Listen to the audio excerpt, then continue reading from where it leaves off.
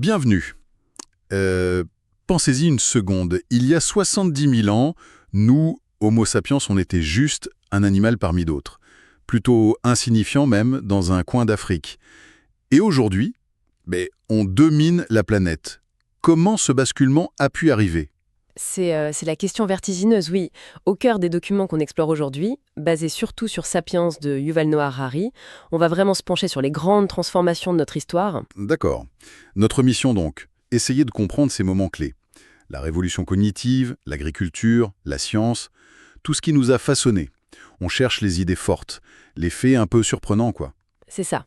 On va suivre un peu le fil du temps, mais aussi les thèmes. Des débuts de Sapiens, cette capacité folle à créer du réel avec des mots, puis la révolution agricole, peut-être pas si positive qu'on le croit. Ah bon? Intéressant ça. Oui, et puis comment l'humanité s'est unifiée petit à petit. Et enfin, la révolution scientifique, sa puissance, ses liens avec l'argent, le pouvoir, et la question du bonheur dans tout ça. Bon, programme chargé, hein? Alors, commençons par les origines. On oublie souvent, mais l'histoire humaine, c'est hyper long. Le genre Homo, c'est 2,5 millions d'années. Et pendant presque tout ce temps, on n'était pas seul. Exactement. C'est un point crucial que Harari souligne. Jusqu'à il y a environ 10 000 ans, il y avait plusieurs espèces humaines en même temps. Néandertal, bien sûr, mais pas que. Donc notre situation actuelle, être la seule espèce humaine, c'est récent en fait. C'est une exception, oui. Une anomalie historique. On est les derniers survivants d'une famille qui était bien plus diverse avant. D'accord? Mais alors, qu'est-ce qui a fait que Sapiens a tout raflé? Le livre parle de la révolution cognitive, il y a 70 000 ans. C'est le langage, c'est ça? Alors oui, mais pas n'importe quel langage. D'autres animaux communiquent, parfois de façon très sophistiquée. La clé pour Sapiens, d'après Harari, c'est un langage qui permet de parler de fiction. De fiction, C'est-à-dire, des histoires. oui, mais plus que ça. Parler de choses qui n'ont pas d'existence matérielle propre. Les dieux, les mythes fondateurs, les nations, l'argent. Des concepts abstraits, quoi. C'est ça le vrai tournant. Attendez, parler de trucs qui n'existent pas vraiment, c'est ça notre super pouvoir? Ça semble un peu bizarre, non?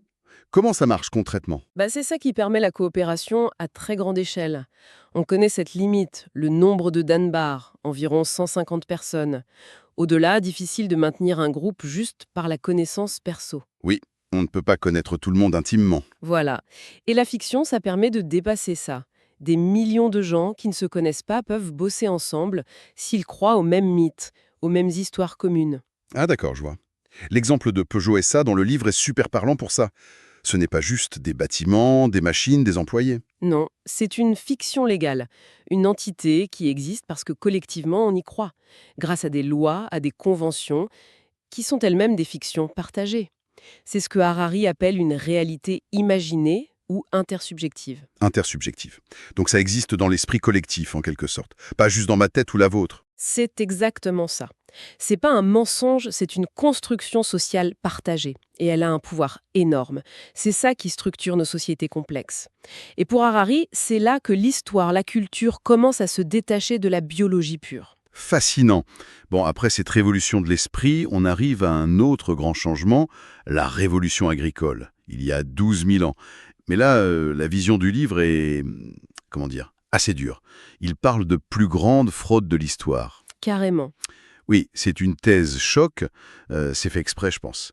L'idée, c'est que, pour l'individu moyen, l'agriculture, ça n'a pas été un progrès au début, voire le contraire. Ah bon? Pourquoi? On imagine toujours ça comme un bond en avant? Harari argumente que la diète est devenue moins bonne, moins variée, très basée sur quelques céréales, bonjour les carences, et puis moins de sécurité. Une mauvaise récolte et c'est la famine. Le chasseur-cueilleur avait plus d'options. D'accord.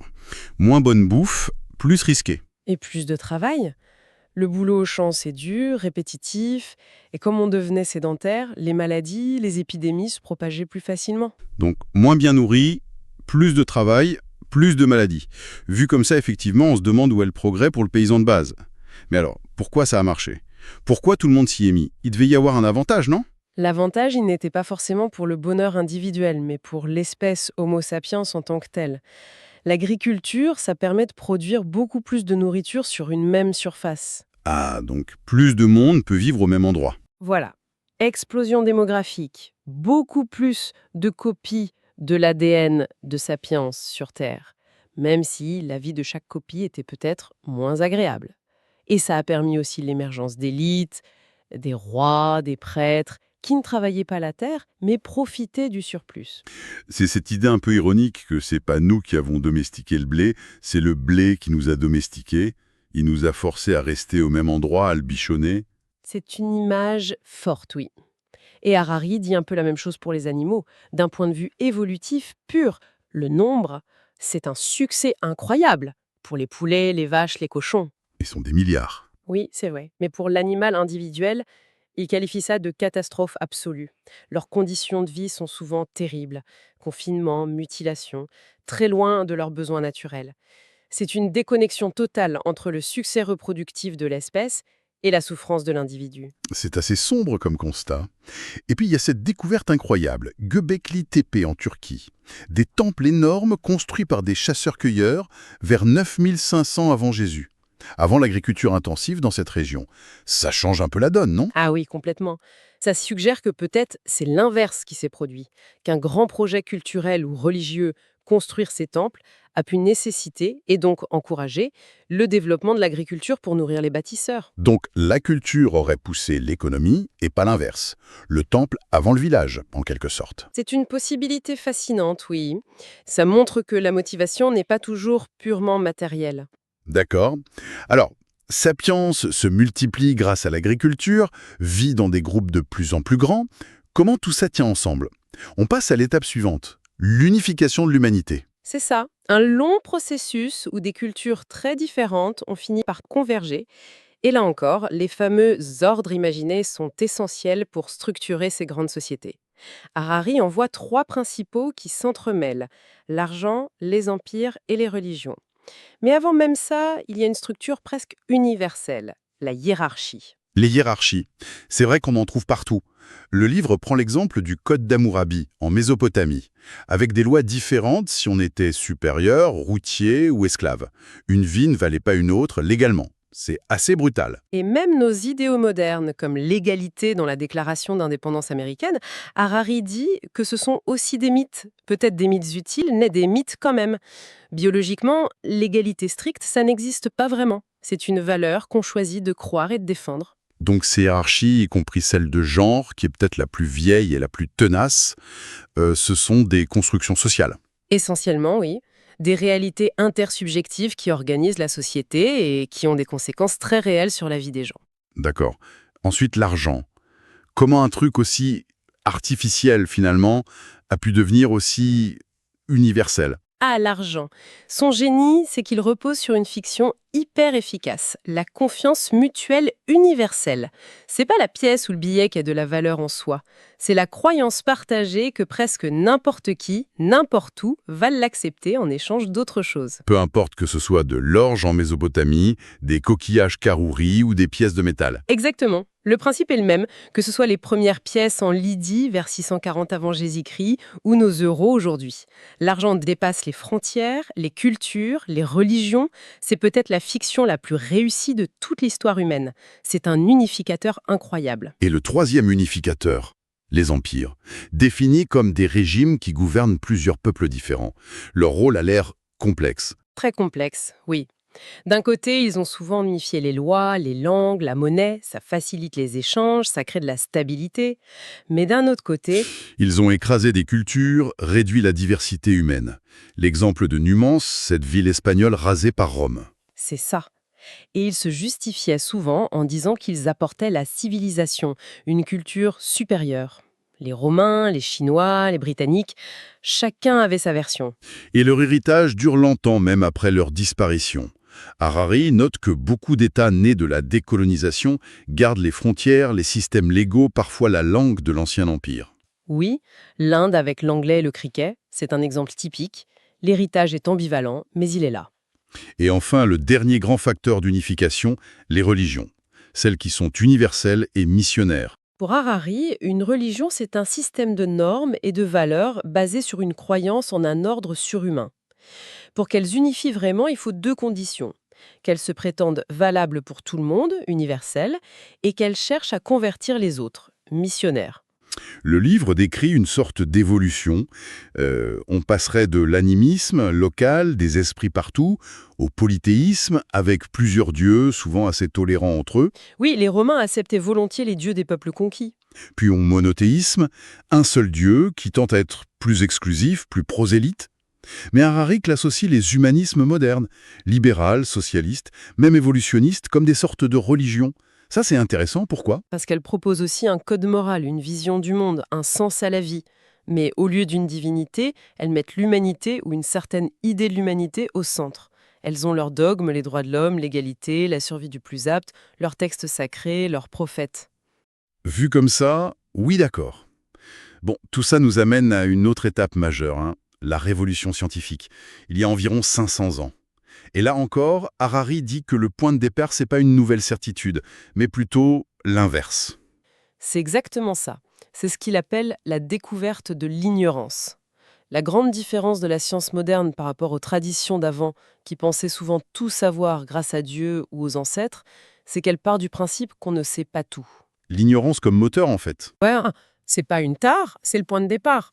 On observe, on expérimente, on fait des théories, mais on accepte qu'elles puissent être fausses, qu'elles devront être corrigées. C'est une révolution dans la façon de penser le savoir. Et pour mettre de l'ordre là-dedans, les maths deviennent centrales. Newton, les statistiques. Mais cette science, elle ne reste pas dans son coin. Ah non, pas du tout. Très vite, elle s'associe à deux autres grandes forces, l'Empire et le capitalisme. Le lien science-empire est assez frappant. Les grandes expéditions européennes, comme celle de Cook, Oui, vous en parliez. C'était pas juste pour planter des drapeaux. y collectaient des tonnes d'infos. Et ce savoir servait ensuite à conquérir, à administrer, à exploiter. Cook, qui cartographie le Pacifique, c'est aussi pour la puissance navale britannique. Il teste même des remèdes contre le scorbut. Le savoir donne du pouvoir et le pouvoir permet d'avoir plus de savoir. Une boucle. Et le lien avec le capitalisme, ça tourne autour de l'idée de croissance, c'est ça? Exactement. Le capitalisme, c'est pas juste une économie, c'est presque une éthique basée sur la foi dans le progrès. L'idée clé, c'est de réinvestir les profits pour produire encore plus.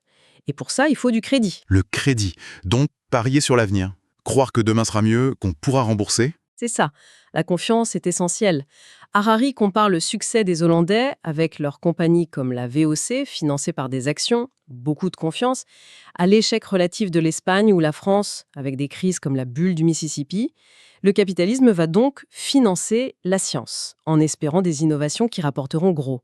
Mais cette alliance, science-capitalisme-empire, elle a aussi un côté très sombre, le livre le montre bien. Ah oui, clairement. La recherche du profit et du pouvoir a justifié des horreurs. La guerre de l'opium contre la Chine, la traite négrière atlantique qui a brisé des millions de vies et enrichi l'Occident, l'exploitation brutale du Congo par Léopold II, c'est indissociable de cette histoire. Et tout ça débouche sur la révolution industrielle. Nouvelles énergies, vapeur, pétrole, nouveaux matériaux, productivité qui explose. Et notre rapport au temps qu'il change complètement. Les horaires fixes, les fuseaux horaires, les montres partout. Oui, et un impact social énorme. Harari parle carrément d'un effondrement des structures traditionnelles. La famille élargie, la communauté locale. C'était ça qui donnait la sécurité, l'entraide, le sens pendant des siècles. Et elles sont remplacées par quoi, Evelyne? Par deux grandes abstractions. L'État, qui prend en charge l'éducation, la santé, la retraite, et le marché, qui dicte le travail, la consommation, les loisirs. Mais ça doit créer un vide, non? Affectivement parlant. Oui, et ce vide est comblé en partie par de nouvelles communautés imaginées. La nation moderne, par exemple, qui demande une loyauté immense, parfois jusqu'au sacrifice. Ou alors, plus légèrement, les tribus de consommateurs unis par des marques, des modes de vie. C'est fou. Et pourtant, ce monde moderne, malgré toutes ces tensions, connaît une paix assez inédite depuis 1945, surtout entre les grandes puissances, la Pax Atomica. Comment Harari explique ça? Il y a plusieurs raisons qui se combinent. D'abord, la guerre est devenue trop chère, trop dangereuse. Surtout avec le nucléaire où tout le monde perd. Ensuite, les profits de la guerre ont baissé. La richesse aujourd'hui, c'est moins la terre ou les ressources qu'on peut piller, c'est plus le savoir, la technologie. Donc la paix est devenue plus rentable. Oui, le commerce mondial rapporte plus que la conquête. Et enfin, peut-être le plus important, il y a un changement culturel. La guerre n'est plus vue comme un truc glorieux ou inévitable, mais plutôt comme un échec, un fléau à éviter. Bon, on a fait un sacré chemin. On arrive à la question qui plane sur tout le livre. Toute cette puissance, cette richesse, cette paix relative, est-ce que ça nous a rendus plus heureux? C'est la question, finalement. Et la réponse est pas simple du tout. C'est vrai qu'on souffre moins de la faim, des maladies, de la violence qu'avant, globalement. Mais Harari se demande s'il n'y a pas une déconnexion entre nos capacités et notre bonheur réel, subjectif. Est-ce que ce monde moderne, rapide, individualiste est vraiment fait pour nous, pour notre vieille psyché de chasseurs-cueilleurs? La perte des liens sociaux forts pourrait peser lourd dans la balance. Et puis, le bonheur dépend tellement de nos attentes, non? Si on désire toujours plus, même si on a beaucoup, on n'est jamais satisfait. C'est ce fameux tapis roulant hédonique. Oui, et il y a aussi notre biologie. Notre cerveau, avec ses systèmes de récompense, semble fait pour revenir à un certain niveau de base, pas pour être dans le bonheur constant. L'évolution nous a plutôt câblés pour survivre et nous reproduire. Et le sens qu'on donne à notre vie. Ça semble hyper important. Harari compare la certitude qu'avaient les gens au Moyen-Âge d'un au-delà, ça donnait un sens à la souffrance, avec le vide possible de nos sociétés modernes. C'est là que des approches comme le bouddhisme sont intéressantes. Le bonheur, ce serait pas de courir après les plaisirs, mais de comprendre que tout est impermanent, y compris nos émotions, et d'apaiser nos désirs. Attendre une sorte de sérénité. Pendant qu'on cherche le bonheur, la science, elle, continue d'avancer. Harari parle du projet Gilgamesh. C'est la quête pour vaincre la mort, la vieillesse, les voir comme des problèmes techniques à résoudre. Oui, du nom de ce héros sumérien qui cherchait l'immortalité. Et les progrès sont déjà énormes, hein. L'espérance de vie, la mortalité infantile qui a chuté. Il rappelle que même les enfants des rois, comme Édouard Ier en Angleterre, mouraient en masse au Moyen-Âge. Et l'avenir, ça pourrait aller encore plus loin. Le livre évoque 3 pistes pour transformer Sapiens lui-même. L'ingénierie biologique, modifier nos gènes, Oui, créer des humains améliorés, plus intelligents, plus dociles, qui sait. Puis l'ingénierie bionique, les cyborgs. Mélanger l'homme et la machine. Connecter nos cerveaux aux ordis. ça pose des questions vertigineuses sur l'identité, la conscience. Et la troisième voie, c'est la vie inorganique. L'intelligence artificielle, des consciences simulées sur ordinateur, on sortirait carrément du biologique. Ça donne le vertige. Et ça mène à la question finale du livre, qui n'est plus seulement qu'est-ce qu'on veut devenir, Et c'est encore plus troublant. Que voulons-nous vouloir? Si on peut un jour choisir nos désirs, qu'est-ce qui nous guidera? Quelle volonté choisirons-nous de vouloir? C'est abyssal comme question. quel parcours, effectivement, d'un animal banal à une espèce qui peut refaçonner la planète et peut-être même se refaçonner elle-même, mais aussi qualifiée de terreur de l'écosystème. Le bilan est très nuancé, c'est le moins qu'on puisse dire. Cette montée en puissance incroyable de Sapiens, elle ne s'est pas faite sans douleur. Pas toujours plus de bien-être pour tous les humains, et surtout une souffrance immense infligée aux autres animaux. Et les progrès récents contre la faim, la maladie, la guerre, ils sont réels, mais fragiles. Et leur coût écologique est énorme. Ce qui nous laisse avec cette dernière pensée du livre, presque un avertissement. Oui, y a-t-il quelque chose de plus dangereux que des dieux insatisfaits et irresponsables et qui ne savent pas ce qu'ils veulent? Une question qui résonne fortement. De quoi méditer sur notre passé, notre présent et surtout sur les choix qu'on fait pour l'avenir. Merci beaucoup d'avoir partagé cette plongée avec nous.